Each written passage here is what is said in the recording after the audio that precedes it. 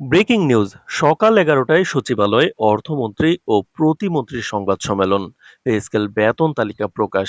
তো দর্শক, নবম পে স্কেলের মহা গুরুত্বপূর্ণ নিউজটি শেষ পর্যন্ত দেখুন এবং শুরুতেই এই চ্যানেলটি সাবস্ক্রাইব করে রাখুন পরবর্তীতে নবম পে স্কেলের সকল নিউজ সবার আগে পেতে। সরকারি চাকরিজীবীদের দীর্ঘদিনের অপেক্ষা এবং জল্পনা কল্পনার অবসান ঘটিয়ে অবশেষে আনুষ্ঠানিকভাবে অনুমোদিত হলো নতুন পে স্কেলের চূড়ান্ত বেতন তালিকা ও সরকারি গ্যাজেট। আজ সকাল 11টায় সচিবালয়ের অর্থ মন্ত্রণালয়ের সভাকক্ষে আয়োজিত এক জরুরি সংবাদ সম্মেলনে নতুন এই বেতন কাঠামোর বিস্তারিত বিবরণ তুলে ধরেন অর্থমন্ত্রী এবং অর্থ ও পরিকল্পনা প্রতিমন্ত্রী। সরকারের পক্ষ থেকে জানানো হয়েছে, সচিব কমিটির চূড়ান্ত সুপারিশের ভিত্তিতে তৈরি এই নতুন বেতন তালিকা ও গ্যাজেট সম্পূর্ণ অনুমোদন পেয়েছে। এই সংবাদ সম্মেলনে অর্থমন্ত্রী ও অর্থ প্রতিমন্ত্রী উপস্থিত সাংবাদিকদের সামনে নতুন পে স্কেল সংক্রান্ত যাবতীয় তথ্য, পরিসংখ্যান এবং সরকারের ভবিষ্যৎ পরিকল্পনা সব বিস্তারে তুলে ধরেন। দেশের বর্তমান অর্থনৈতিক পরিস্থিতি এবং সরকারি কর্মকর্তা কর্মচারীদের জীবনযাত্রার ব্যয় ও আবাসন ব্যবস্থার সামগ্রিক দিক বিবেচনা করে সরকারের শীর্ষ পর্যায় থেকে এই চূড়ান্ত সিদ্ধান্ত গ্রহণ করা হয়েছে, যা দেশের প্রশাসনিক ব্যবস্থায় এক বড় পরিবর্তন আনতে যাচ্ছে। সংবাদ সম্মেলনে অর্থমন্ত্রীর সবচেয়ে বড় চমক ও সুখবরটি দিয়ে জানান যে পূর্বের সব জল্পনা দূর করে এবারের নতুন পে স্কেলে কোনো ধরনের আংশিক বা ধাপে ধাপে নয়, বরং এক ধাপে সম্পূর্ণভাবে বাস্তবায়ন করা হবে। তিনি স্পষ্ট করে বলেন, সরকারি কর্মকর্তা কর্মচারীদের আর্থিক সুরক্ষার কথা চিন্তা করে এবং বর্তমান বাজার পরিস্থিতির সাথে সামঞ্জস্য রেখে সরকার এই সিদ্ধান্ত নিয়েছে। তো দর্শক, ভিডিওটির এই মুহূর্ত পর্যন্ত যারা দেখছেন চ্যানেলটি সাবস্ক্রাইব করে রাখুন নবম পে স্কেলের সকল নিউজ সবার আগে পেতে। এই নতুন পে স্কেল চলতি মাসের বেতন থেকেই পূর্ণাঙ্গভাবে কার্যকর হতে যাচ্ছে, যার ফলে সরকারি চাকরিজীবীরা চলতি মাস থেকেই শেষেই নতুন স্কেলে বর্ধিত বেতন হাতে পাবেন।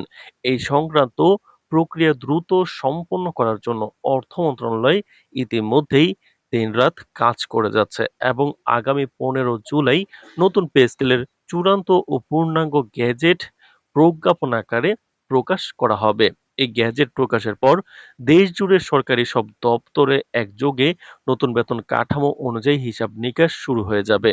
বেতন বৃদ্ধির সুনির্দিষ্ট হার ঘোষণা করতে গিয়ে সংবাদ সম্মেলনে জানানো হয়, এবারের পে স্কেলে নিম্ন আয়ের কর্মচারীদের জীবনযাত্রার মান উন্নত করার দিকে বিশেষ নজর দেওয়া হয়েছে। নতুন কাঠামো অনুযায়ী প্রথম থেকে দশম গ্রেড পর্যন্ত কর্মকর্তাদের মূল বেতন বৃদ্ধি পাবে শতকরা 35%। অন্যদিকে মাঠ পর্যায়ে কর্মরত এবং সীমিত আয়ের 11 থেকে 20তম গ্রেডের কর্মচারীদের মূল বেতন এক লাফে শতকরা 100% বা দ্বিগুণ বাড়িয়ে দেওয়া হয়েছে।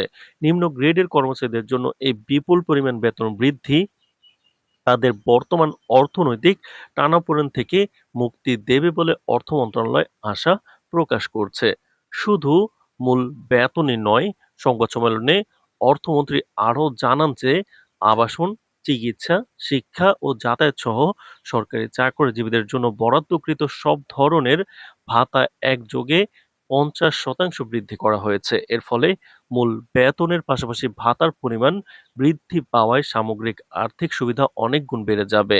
সরকারি নতুন গ্যাজেট ও প্রজ্ঞাপন অনুযায়ী এবার প্রথম গ্রেডের কর্মকর্তাদের নতুন মূল বেতন নির্ধারিত করা হয়েছে 1 লক্ষ কিন্তু 50,000 টাকা। দ্বিতীয় গ্রেডের নতুন মূল বেতন 90,000 টাকা, তৃতীয় গ্রেডের নতুন মূল বেতন 80,000 টাকা, চতুর্থ গ্রেডের নতুন মূল বেতন 70,000 টাকা, পঞ্চম গ্রেডের জন্য নতুন মূল বেতন 60,000 টাকা, 6তম গ্রেডের জন্য নতুন মূল বেতন 50,000 টাকা, 7তম গ্রেডের জন্য নতুন মূল বেতন 43,000 টাকা, 8তম গ্রেডের নতুন মূল বেতন 38,000 টাকা এবং 9তম গ্রেডের মূল বেতন 35,000 টাকা এবং 10ম গ্রেডের নতুন মূল বেতন 28,000 টাকা।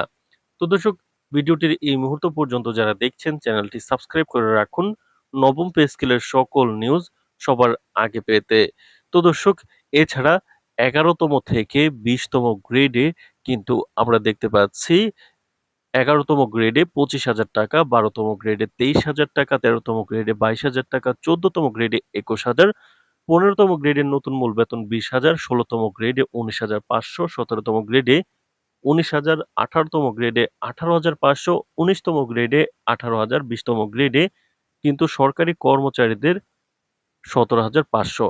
কর্মকর্তা-কর্মচারীদের পাশাপাশি দেশের অবসরপ্রাপ্ত সরকারি কর্মকর্তা ও পেনশনারদের জন্য সংবাদ সম্মেলনে অত্যন্ত বড় একটি ঘোষণা দেওয়া হয়েছে।